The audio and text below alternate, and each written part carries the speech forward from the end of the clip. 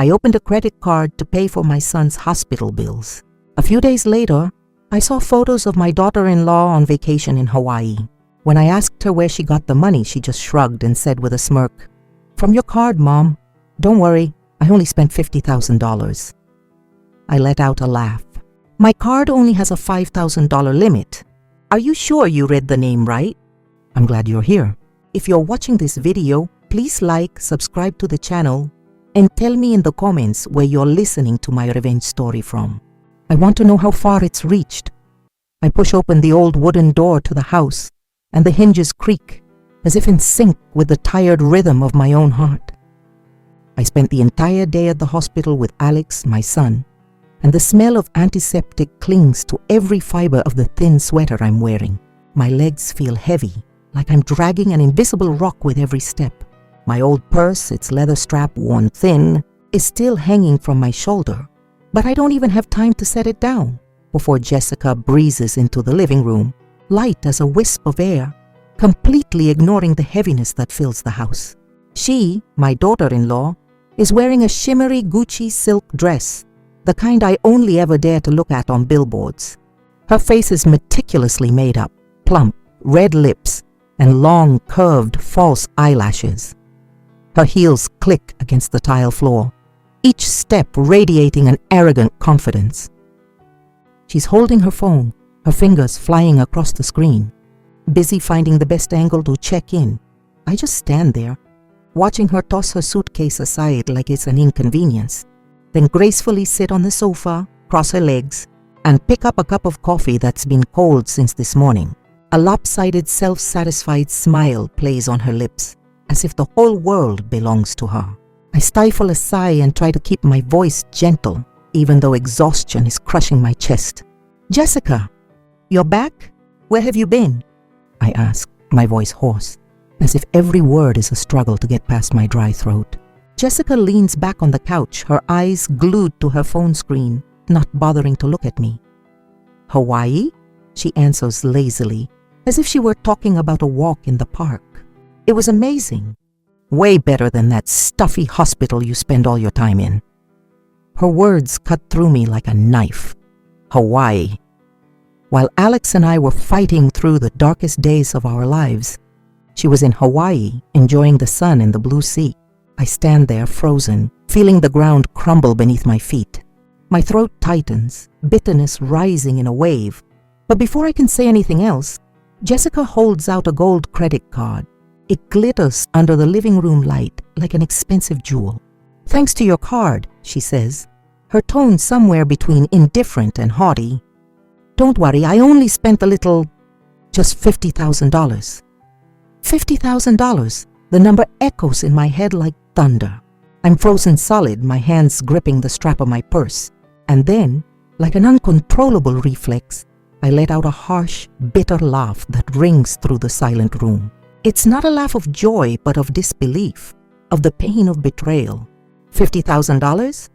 I repeat, my voice trembling. "Jessica, that card only has a $5,000 limit." "Did you even look at the name on the card?" Jessica flinches, and for a second, I see a flicker of confusion in her eyes like a candle flame wavering in the wind. But she quickly regains her composure, shoves the card into her designer handbag, and takes a sip of coffee to play it cool. The coffee is cold. I know it is, because I made it myself this morning before rushing to the hospital. Still, she pretends everything is normal, as if there's nothing to worry about. I sit down silently in the chair across from her, my legs shaking, not from exhaustion, but from the storm of emotions raging inside me. I take out my phone, my trembling fingers opening the banking app.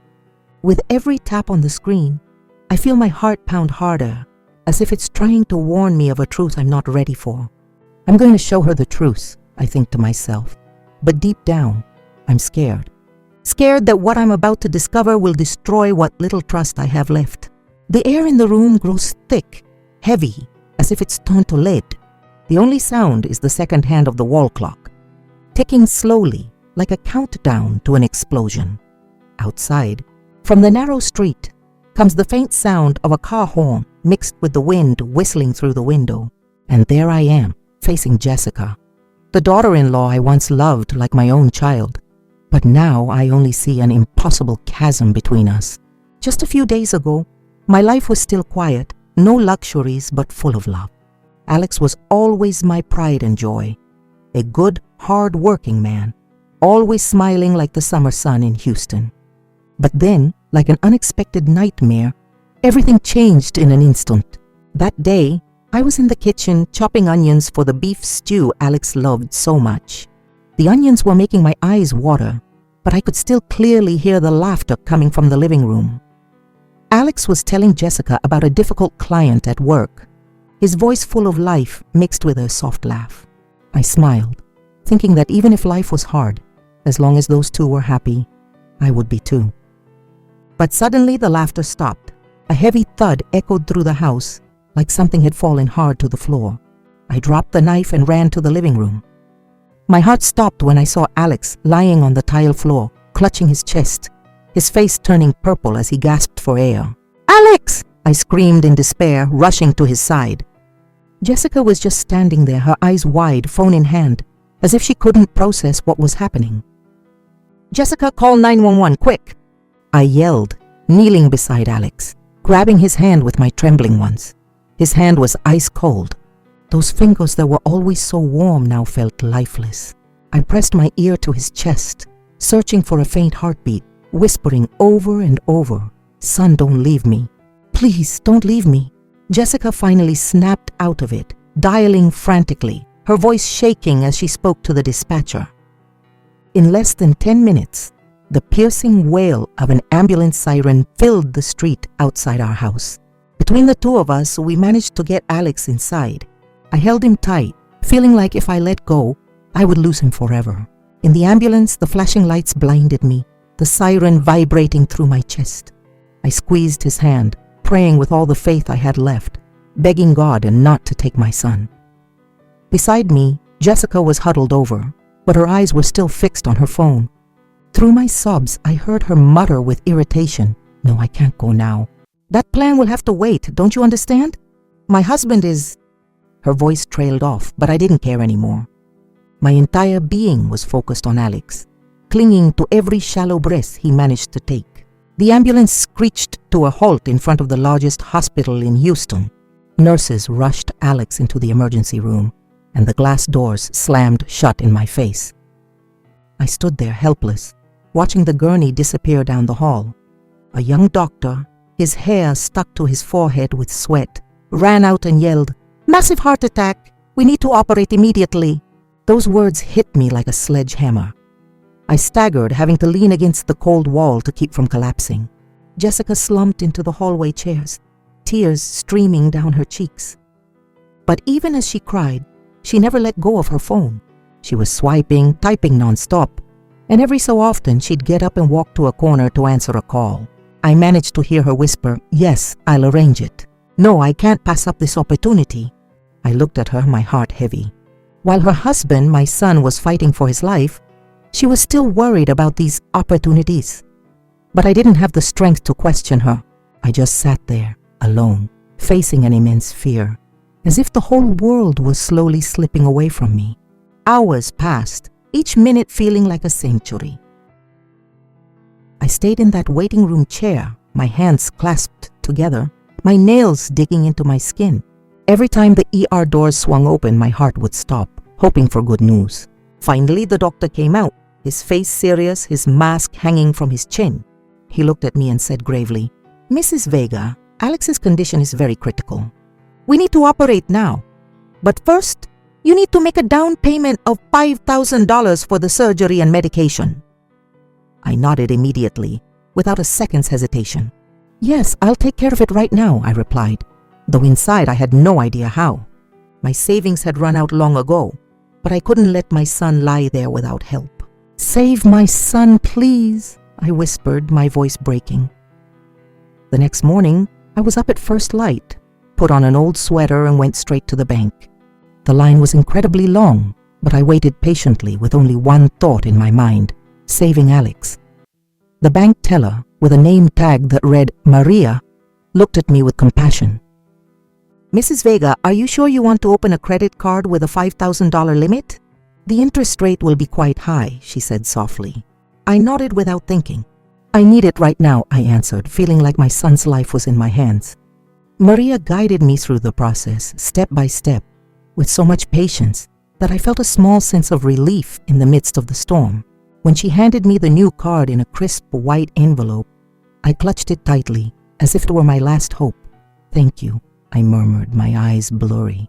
Maria smiled and placed a hand on my shoulder. "Everything will be okay, Mrs. Vega. God bless your son." I returned to the hospital feeling a little calmer. At the cashier's window, I handed the card to the clerk, my heart racing as she swiped it through the reader. It beeped and she nodded. "Transaction approved, Mrs. Vega." I let out a sigh as if a huge weight had been lifted off my shoulders. At least now my son had a chance to live. I tucked the card into the deepest pocket of my purse, where I always keep my most important things. When I walked into the hospital room, I saw Alex dozing in the bed, IV tubes snaking around his body. His face was pale, his lips dry and cracked, but there was still that faint breath, a sign that my son was still fighting. I pulled up a chair and sat by his bed, gently squeezing his hand. "Mom's here, honey," I whispered, even though I knew he couldn't hear me. On the other side of the room, Jessica sat silently, but her eyes never left her phone screen, her fingers swiping endlessly. I looked at her, my heart aching. I wanted to ask her what she was doing, why she wasn't here, holding her husband's hand like I was. But I said nothing. I was afraid that if I opened my mouth, words full of bitterness would come out, and I didn't want to hurt Alex any more than he already was. In the hallway, the hospital intercom crackled to life, announcing another emergency. The sound of nurses' hurried footsteps, the voices of family members murmuring words of comfort. It all blended into a chaos that seemed to mirror the ruin in my soul. I just stayed there, by my son's bedside, with a credit card in my purse and an uncertain future ahead of me. At dawn, as the first rays of sunlight filtered through the branches of the mango trees in the yard, I was already awake, quietly packing a basket for Alex. My hands quickly folded the clean t-shirts he liked, and I picked out a few soft towels, hoping a small touch of home would comfort him during his hospital stay.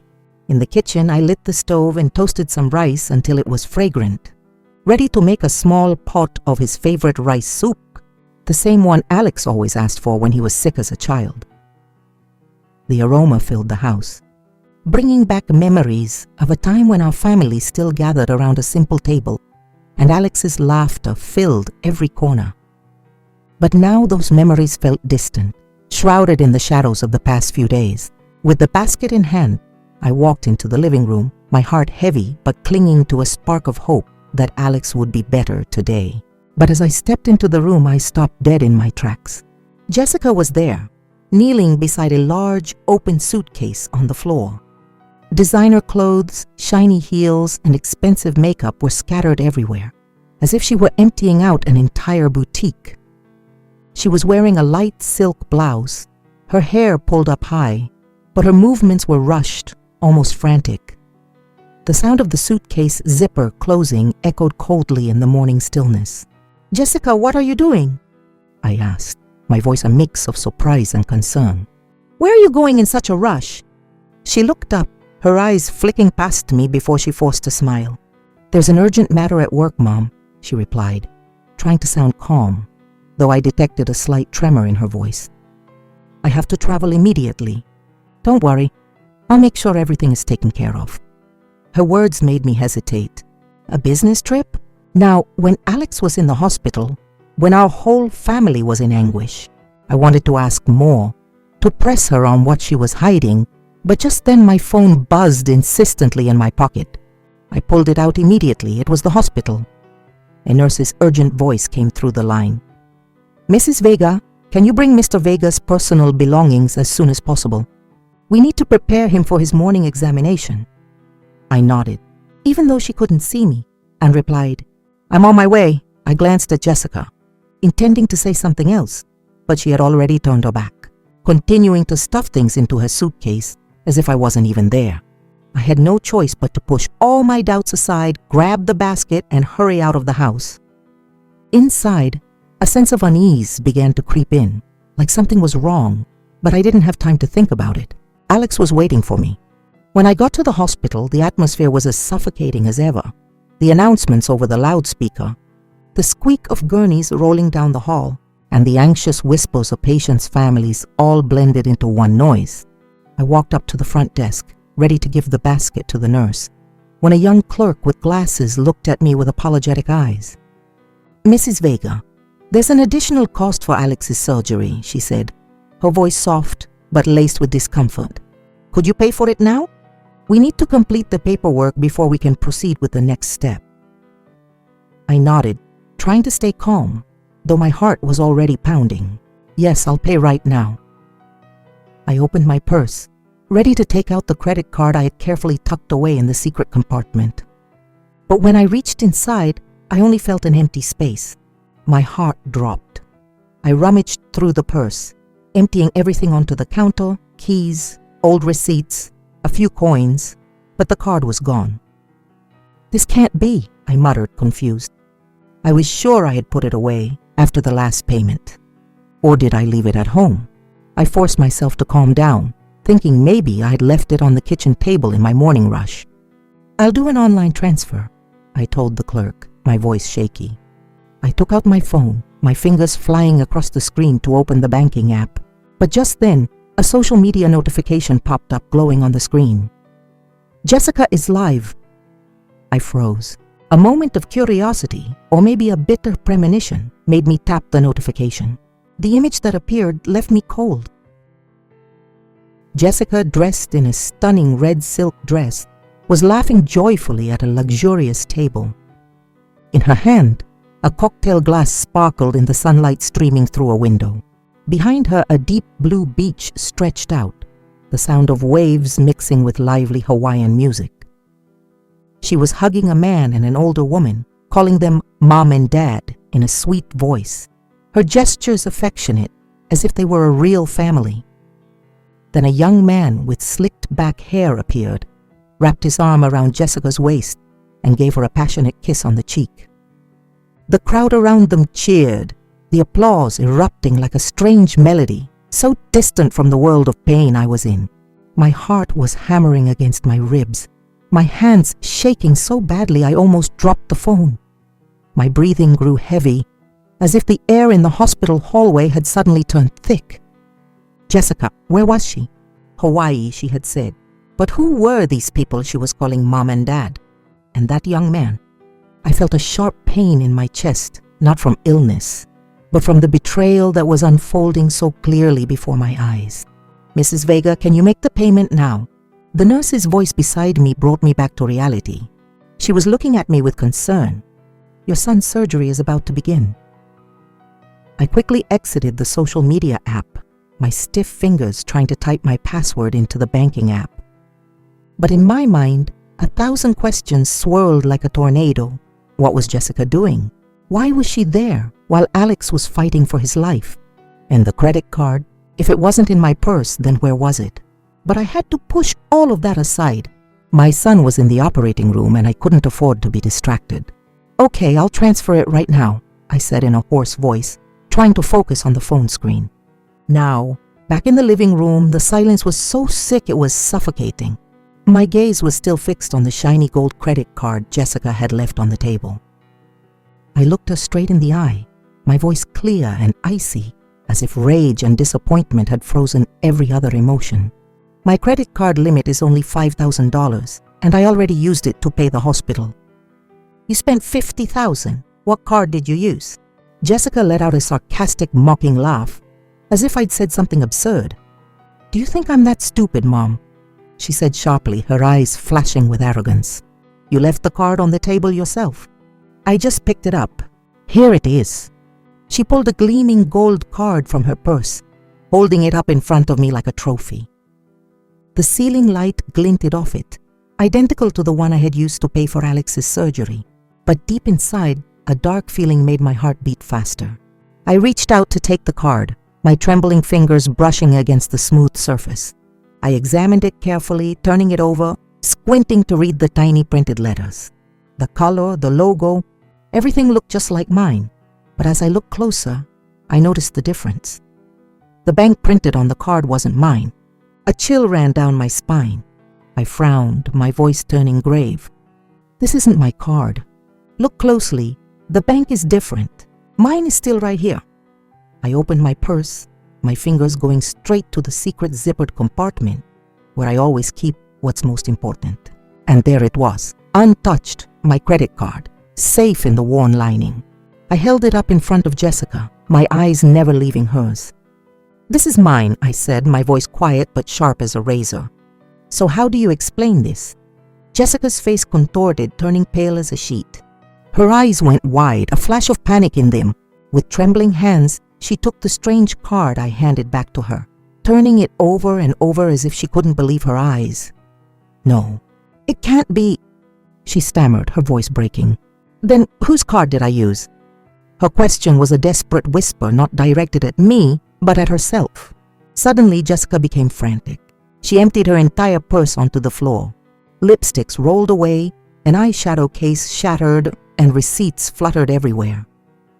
I just stood there, watching her tear through her things like a mad woman. But the truth was undeniable. My card was still in my hands. And that other gold card was proof of a secret I didn't yet fully understand. My heart pounded, not with anger but with a deeper pain. The pain of betrayal, of trust shattered into pieces. Just then, Jessica's phone rang with a shrill, jarring tone, cutting through the tension. She jumped, grabbing the phone, her face growing paler and paler as she listened to the voice on the other end. Yes, sir. Of course, I'll be right there, she mumbled, her voice faint, almost pleading. She hung up without a word of explanation, slung her purse over her shoulder, and ran out of the house as if she were fleeing. The wooden doors slammed shut behind her, the sharp sound cutting through my heart like a knife.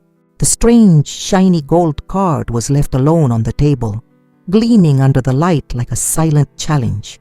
About 2 hours later, as I was folding Alex's clean laundry, the front door burst open. I looked up and my heart lurched as I saw Jessica staggering inside. Her face was a wreck, mascara streaked in long black lines down her cheeks, her eyes swollen as if she'd cried herself empty. The once dazzling Gucci silk dress was now wrinkled, her hair a mess, and all the arrogance from that morning was gone. The moment she saw me, she collapsed into the nearest chair, buried her face in her hands, and broke into choked sobs that filled the silent room. I set the pile of clothes on the table and approached her slowly, my voice calm, but my chest tight with a knot of emotions. What happened at work, Jessica? I asked, trying to keep my voice from shaking, though doubt and pain were crushing my soul. She looked up, her eyes red, and spoke in broken sentences, as if each word was a struggle. I didn't mean to. I swear, I thought it was your card. Her voice trembled, mixed with sobs. I crossed my arms and waited silently, not interrupting, but not offering any comfort just yet. I needed to hear the truth, even if it tore me apart. Jessica took a deep breath, trying to compose herself, but tears continued to stream down her face. She explained, her voice shaky, that on the day I left for the hospital, she had gone through my purse, intending to steal my credit card to go on her trip. I wanted to escape this suffocating atmosphere, she said, looking at the floor, as if ashamed of herself. But when she got to her office to pick up some papers, she saw a shiny gold card on the floor, identical to mine. She thought it was the one she had taken and accidentally dropped, so she picked it up and put it in her wallet. I swear, Mom, I didn't know it was the company card, she said, almost begging. I thought it was yours, that's why. That's why I used it without thinking. 5-star hotels, parties, jewelry. I thought I was spending your money, so I didn't stop. She lowered her head, clenching her hands so tightly her nails dug into her skin. But today, my boss called me. They found out everything. They said I spent $50,000 on the company card. They called the police, Mom. They said I'm going to be sued, that I might even go to jail. I sat down across from her, my heart as heavy as lead. Her confession didn't surprise me, but every word was like a blade slicing through me. I had loved her like a daughter, had believed she would be the woman to make Alex happy. But now, seeing her there, trembling and crying, all I saw was a stranger, Someone who had not only betrayed her husband, but also my deepest trust. Jessica crawled over to me, grabbing my hand tightly, tears streaming down her face. "Mom, save me!" she cried, her voice broken. "Only you can save me.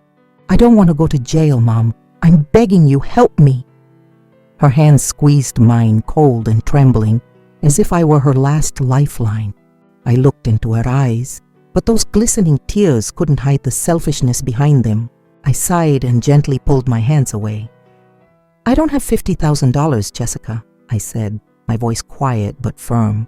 "And even if I did, this is the price you have to pay for your actions. You were the one who chose this path, not me." Hearing my words, Jessica's expression changed instantly. The tears were still falling, but a flash of resentment appeared in her eyes. She shot up from the floor, her voice harsh, almost screaming. "You've never considered me part of this family. If you would just vouch for me, they'd let me go. You want to abandon me? Fine. Just don't regret it later." She slapped my hand away, and her words, sharp as daggers, cut through my already fractured heart. Without waiting for a response, Jessica ran upstairs and slammed her bedroom door. The dry click of the lock turning felt like the end of a painful chapter. I stood there in silence, listening to her sobs drift down from the room, mingling with the familiar call of Mrs. Gable selling her tamales down the street. That everyday sound, which had once been part of the peace of this home, now only filled me with sadness. It stood in stark contrast to the hurricane that had just torn through, leaving me alone among the broken pieces of my family. The next morning, I woke up early and packed a basket of food for Alex. A pot of hot chicken soup, some tamales wrapped in corn husks, and a pitcher of the orange juice my son always liked. I wanted to bring him a little warmth from home, hoping those familiar flavors would make him feel closer to his family, even just for a little while, in the middle of those cold hospital days. As I wrapped each tamal, I remembered the nights Alex would sit at the kitchen table, eating while he told me about his day at work, his eyes shining like a child's. But now those memories only made my heart heavier. I took the basket and walked out to the yard, ready to head to the hospital. I had just opened the squeaky iron gate when I saw Mrs. Gable, the neighbor who sells tamales, passing by with her basket. She stopped, looking at me with her kind eyes, but there was a hint of hesitation in her gaze, as if she wasn't sure if she should speak. "Sarah," she said, her tone tentative, "there's something that's been bothering me, and I don't know if I should tell you." I stood still, the basket suddenly feeling heavier in my hands. "What is it, Mrs. Gable?" I asked gently, though a bad feeling was already starting to grow inside me. I knew she wasn't one to gossip, so if she was speaking up, it had to be important. She lowered her voice, whispering as if she was afraid someone might overhear. "Last week I went to the mall to buy a few things. By chance, I saw your daughter-in-law Jessica. She was with a young man, very well dressed, with slicked back hair and a watch that sparkled. Jessica was holding his arm, laughing and calling him sweetheart, like they were a real couple. She paused, looking at me with eyes full of compassion. There was also a couple our age with them. They went into a jewelry store, and the woman was pointing at diamond necklaces and rings. But what I saw was that it was always Jessica who pulled out the card to pay. Every word from Mrs. Gable felt like a hammer blow to my chest. I stood there, frozen, feeling the air around me suddenly grows thick, impossible to breathe. The image of Jessica in the live video from Hawaii flashed in my mind, her radiant smile, the way she hung on the shoulder of an older couple and called them Mom and Dad, and the young man who wrapped his arm around her waist and kissed her cheek amidst the cheers of the crowd. I had tried to ignore it, to convince myself that maybe I had misunderstood, but now Mrs. Gable's words were like a sharp knife, shattering whatever illusions I had left. "Mrs. Gable, are you sure?" I asked, my voice trembling, though deep down I already knew the answer. I took out my phone, my fingers shaking as I opened the video Jessica had posted again. Her image on the Hawaiian beach appeared, with that arrogant smile and eyes glittering in the sun. I showed the phone to Mrs. Gable, my heart pounding in my chest. These are the people you saw, right?" Mrs. Gable squinted at the screen and then nodded firmly. Yes, that's them. The couple I saw at the mall is the same one in this video. She shook her head, her voice full of sympathy. I don't want to cause you pain, Sarah, but I thought you should know. Your daughter-in-law, she's not just out having a good time. She's also spending money like it's nothing, and I doubt it's hers. I gripped the phone tightly, feeling my hand tremble uncontrollably. The image of the young man hugging Jessica and that passionate kiss on her cheek was crystal clear, like a wound that wouldn't stop bleeding. I wanted to scream, to run and confront Jessica immediately, but I just stood there, motionless, in the middle of the yard. The wind rustled the leaves of the mango tree, carrying the morning chill. In my mind, the pieces were starting to fit together, painting a painful picture. My daughter-in-law, whom I had considered a daughter, had not only abandoned Alex while my son was fighting for his life, but she was also openly cheating on him, even supporting her lover's family. Mrs. Gable, thank you for telling me, I whispered in a hoarse voice. I need time to think. She placed a hand on my shoulder, her gaze full of understanding for my pain. You're a very strong woman, Sarah, she said warmly. Alex needs you. Don't let this break you. Then she shook her head sadly and continued on her way with her basket of tamales. Her call mixing with the morning breeze, simple yet so distant to my shattered heart. I closed the gate, its creak sounding like a reminder of reality. I clutched the handle of the basket, feeling it was the only thing keeping me upright. I walked quickly toward the street, my soul heavy but not allowing myself to stop. Alex was waiting for me at the hospital, and now more than ever I knew I had to be strong. Not just for myself, but for my son, who had suffered so much without even knowing it. That afternoon, the golden sunlight filtered through the hospital window, illuminating the cold hallway where I was sitting. Alex had just fallen asleep. My son's face was still pale, but his breathing was more steady now, a small sign that he was fighting his way back. I moved my chair into the hallway, looking for a quiet corner to rest, but my heart couldn't find peace. The hospital sounds, the intercom announcements, the squeaking wheels of gurneys on the floor, the whispers of families comforting each other, only stirred the turmoil inside me more. Every sound was a reminder that I was standing on the thin line between hope and despair. I picked up my phone, my fingers swiping across the screen, not to kill time, but because a decision was burning inside me. I had to find out the truth. What Mrs. Gable told me, combined with Jessica's video and that strange credit card, meant I couldn't look away any longer. I needed to know what Jessica was hiding and why she had betrayed Alex, betrayed our entire family. I opened Jessica's social media profile again, scrolling through the lavish photos she had posted from Hawaii. Those images with the bright sun, sparkling cocktails, and her haughty smile now only broke my heart. I scrolled down to the section where her tagged friends appeared, and an unfamiliar name jumped out at me. Ethan Carter. The same young man who was hugging Jessica in the video, the one she called sweetheart in that sweet, fake voice. I clicked on his profile, my chest tight with doubt but also with the need to find answers. Ethan Carter's profile looked like another world, flashy and distant. Photos showing off enormous mansions, luxury cars, and expensive watches glittering on his wrist. He posed against extravagant backdrops with an arrogant smile, just like Jessica's. I scrolled through image after image, looking for any detail that might explain everything. And then, in a panoramic photo of a house, I squinted and noticed a small sign on the iron gate. The letters were barely legible, but I could make them out. Sunshine Drive, River Oaks. A jolt went through my chest. This was a clue, a call to action forcing me to chase the truth, no matter how much it hurt. I looked at the comments under the photo, and the fawning phrases made my skin crawl. The most powerful family in River Oaks, someone wrote. A true heir, another commented, followed by a fire emoji.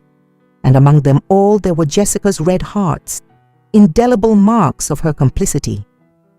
I gripped the phone tightly, feeling the blood in my veins begin to boil. Jessica wasn't just cheating. She had gotten involved in a world I didn't know, a world full of lies and appearances. I texted Rosa, the young nurse I'd met at the hospital, asking her to watch Alex for a moment. "Mrs. Vega, where are you going?" "Alex still needs you here," she replied, concerned. I typed back a short answer. "I'll be back soon. Please take care of my son." Then I quickly jotted down the address from the photo on a piece of paper, my hand shaking but my will firm. I couldn't just stand by. I couldn't let these doubts continue to consume me. I had to face the truth, however cruel it might be. I left the hospital and hailed a taxi waiting at the entrance. The driver, an elderly man with white hair, glanced at me in the rearview mirror. "Where to, ma'am?" he asked in a gravelly voice. I handed him the piece of paper and said, "Sunshine Drive, River Oaks." He nodded without another word and turned on an old love song. The sad melody filled the car, the lyrics piercing my heart. Even as time goes by, the taste of love remains. I closed my eyes, holding back the tears that threatened to fall. That song, which had once been my husband's and my favorite, now only tore my soul apart even more. The taxi stopped in front of an imposing mansion in River Oaks, just like the one I had seen on Ethan Carter's profile. Impeccable white walls, a black gate with ironwork, and a lush green lawn that seemed to belong to another world, so distant and ostentatious compared to my simple life. I got out of the car, my heart pounding, each beat pushing me to face the truth, no matter how painful. The evening breeze carried the chill of dusk and made me shiver in my thin sweater. I took a deep breath and pressed the doorbell. Its long chime broke the silence, as if announcing that I had arrived in search of answers. The gate slowly swung open, and a middle-aged man appeared dressed in a gray suit, with salt and pepper hair and a sharp but friendly gaze. "Who are you?" he asked in a deep voice, observing me with a certain curiosity.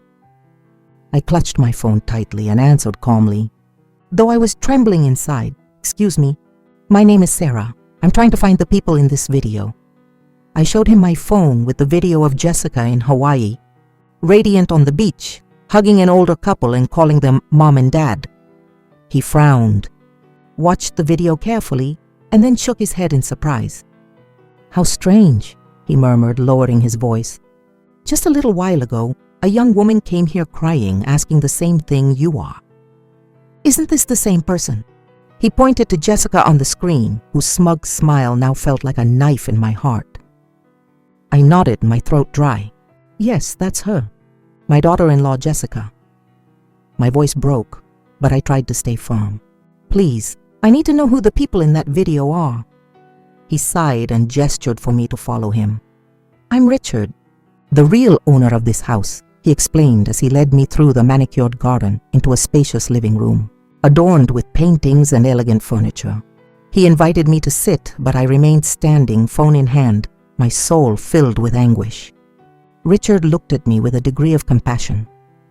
"The people in that video are not my family," he stated confidently. "They are just the caretakers I hired to look after the house when I travel for work." I froze, feeling the floor move beneath my feet. "Caretakers?" I repeated, my voice trembling, unable to process it. Richard nodded and continued, his tone somber. "They've worked here for over a year. I left on a trip a month ago and put them in charge of everything. I never imagined they would dare to pose as the owners to deceive people." My mind went blank. The pieces in my head were starting to fit together, but each one was like a deeper cut in my heart. Ethan, the older couple Jessica called Mom and Dad, it had all been a sham. They weren't a wealthy family. They weren't the influential people from River Oaks, as the comments on social media claimed. They were con artists who had taken advantage of Jessica's naivety, or rather her ambition, to get money out of her. My throat went dry. I had to lean on the back of a chair to keep from falling. "So, where are they now?" I asked, my voice weak, as if I were clinging to one last hope of being able to confront them, to demand justice for Alex. Richard shook his head, his eyes filled with regret. "They resigned suddenly yesterday, packed their things, and disappeared without a trace. I only found out the truth this morning when your daughter-in-law showed up here, making a scene. She was crying, saying she had been deceived. that they took her money and ran. I stood there, paralyzed, feeling the whole world collapse beneath my feet. The wind blew in from the garden through the window, carrying dry leaves that fell onto the path. The rustling of the leaves seemed to mix with the sound of my heart breaking.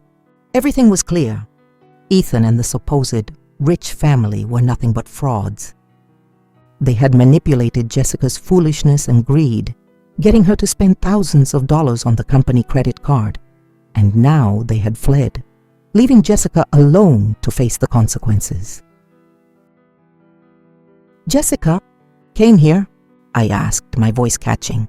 Richard nodded and told me that earlier that morning, Jessica had shown up at the gate, her hair a mess, crying and screaming that she wanted to see Ethan's family. She thought they were still here, thought they would help her get out of trouble with her company. But when she discovered the truth, she broke down and left in tears and despair. I thanked Richard in a barely audible whisper. I turned and walked out of the mansion, each step feeling as if I were dragging a huge rock. The sunset painted the deserted road red, stretching my lonely shadow across the sidewalk. I knew that by now Jessica had also discovered the true face of the people she had trusted so much. But it was too late. She had dug her own grave, and I, no matter how much pain I felt, couldn't save her from her own mistakes. The next morning, rays of sunlight filtered through the hospital curtains, illuminating the pale face of Alex, who was sleeping deeply in his bed. I was beside him, holding his hand tightly, still trembling after so many days of anguish. When Dr. Herrera came out of the operating room, took off his mask and smiled at me, I felt as if the weight of the world had suddenly been lifted from my shoulders. "The surgery was a great success, Mrs. Vega," he said in a calm voice. "He'll recover quickly. He just needs to rest and stay under observation." I burst into tears, the tears streaming down my cheeks, not of pain, but of overwhelming relief. I hugged the nurse, Rosa, who was standing beside me, whispering my thanks, as if she too were part of the miracle that had kept Alex with me. When Alex woke up, his eyes opened wide, looking at me with a bit of confusion. "Mom," he whispered, his voice weak but full of love. I squeezed his hand and smiled, though inside I was still carrying the weight of the secrets I held. "I'm here, honey," I said, trying to keep my voice soft. "You're going to be okay." The doctor allowed Alex to be discharged at noon on the condition that he get absolute rest at home.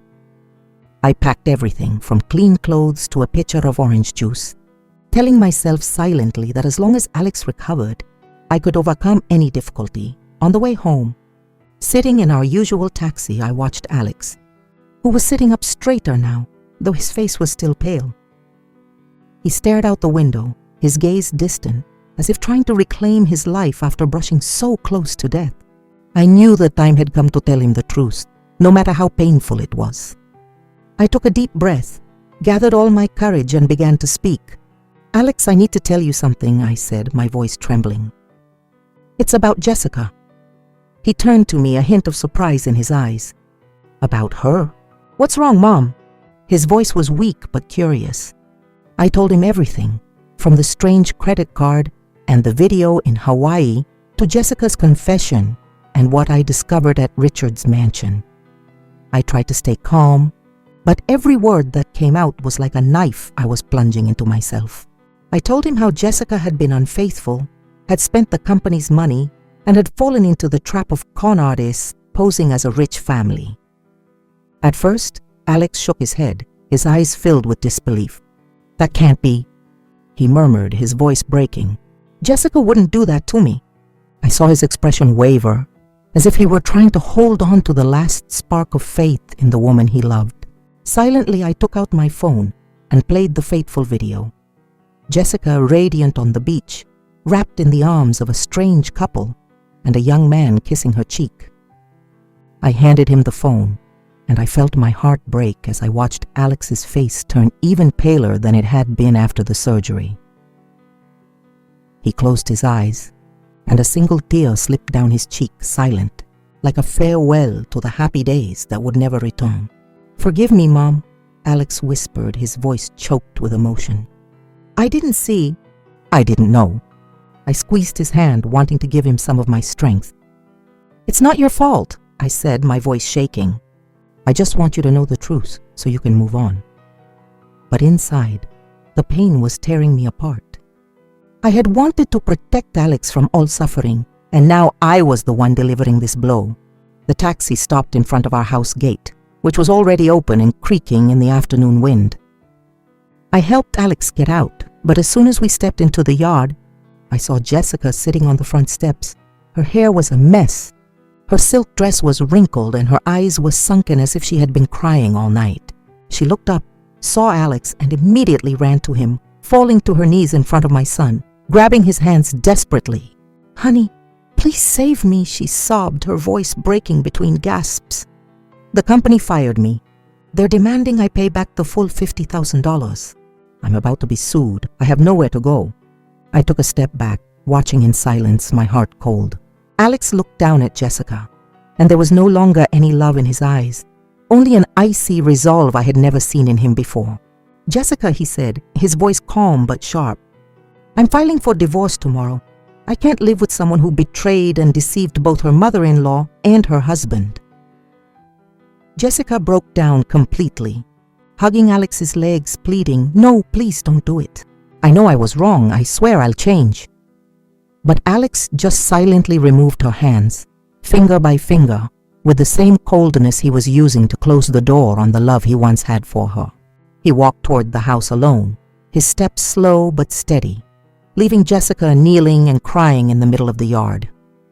I closed the heavy iron gate, and the creak of the hinges sounded like it was sealing a dark chapter in our family's life. In the weeks after Alex announced the divorce, a strange calm settled over our small house, as if the storm had finally passed.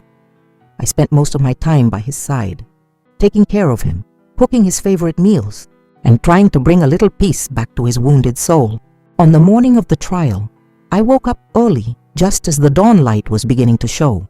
I prepared a white shirt for Alex, carefully ironing out every wrinkle, as if by doing so, I could preserve a bit of dignity for what was to come.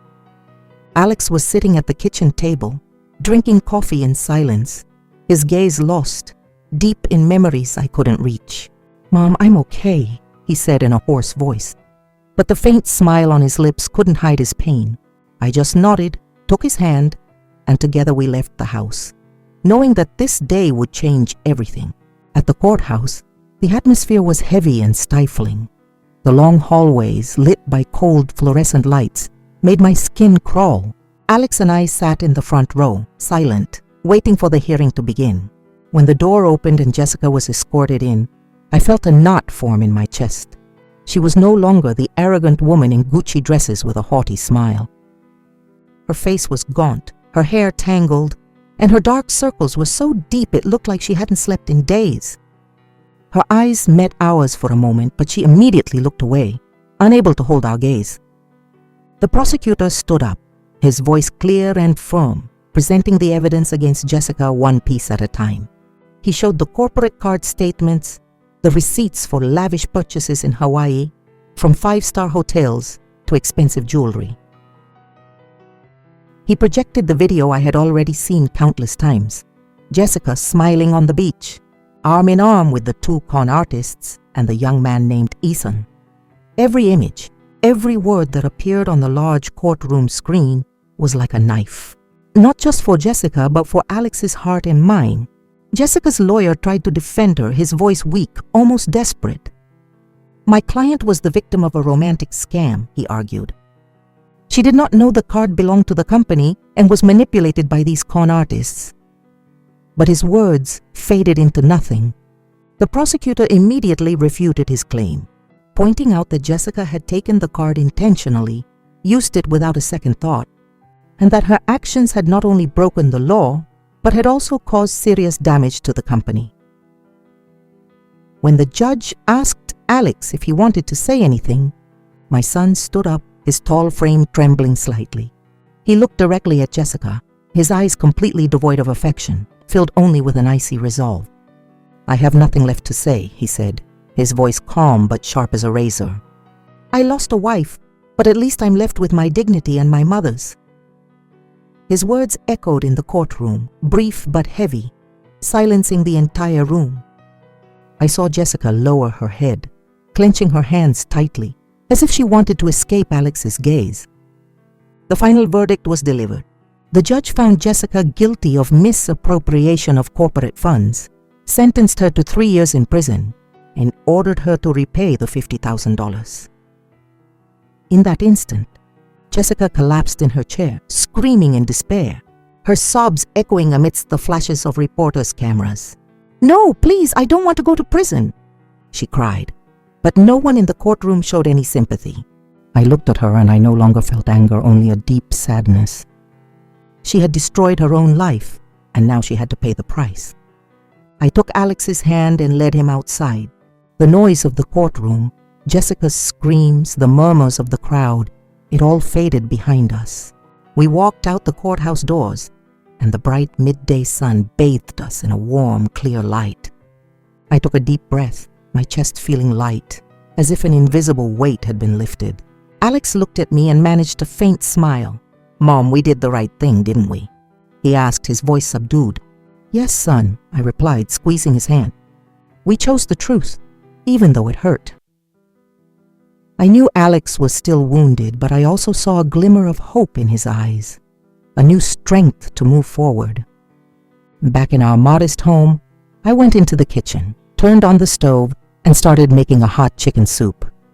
The smell of sautéed onions, chicken, and vegetables filled the air, bringing back memories of the quiet days before the storm. Alex sat at the table, watching me in silence, his expression softer, as if he had reclaimed a part of himself. I placed the bowl of soup in front of him and smiled. "Eat, honey," I said. "I made it just the way you like it." We ate together, in a strange but comforting peace. The sound of spoons against bowls, the wind rustling the leaves of the mango tree in the yard, it all seemed to blend into a gentle melody that was healing our wounds. I looked at Alex, then out at the yard, where the sun filtered through the branches, creating patterns of light and shadow on the ground. In that moment, I thought, sometimes the person who destroys a family is the very person we once loved. But the truth, no matter how cruel, always ends up setting us free. I placed my hand on Alex's shoulder, feeling the warmth of my son. Though the road ahead would still be difficult, I knew we would get through it, because we had each other. And in that small house, amid simple meals and old memories, I found a spark of light, the light of hope, of healing, and of a new beginning. From everything I've been through, I want to leave a message for everyone. In life, the most painful wounds don't always come from strangers, but from those we trust and love the most. But the truth, however harsh, is the only remedy that frees us from the darkness of lies. Only by facing it can we reclaim our peace and the freedom of our souls. So, never blindly trust appearances or sweet words. Learn to protect your boundaries and your dignity, because in the end, justice and truth will always bring back the light to help you move forward. The story you have just heard has had names and locations modified to protect the identities of the people involved. We don't share this to judge, but in the hope that someone will listen and stop to reflect. How many mothers are suffering in silence within their own homes? I truly wonder. If you were in my place, what would you do? Would you choose to stay silent to keep the peace? Or would you dare to confront it all to get your voice back? I want to know your opinion, because every story is like a candle that can light the way for someone else. God always blesses, and I'm convinced that courage leads us to better days. Meanwhile, on the end screen, I'm leaving you 2 of the channel's most loved stories. I'm sure they will surprise you. Thank you for staying with me until this moment.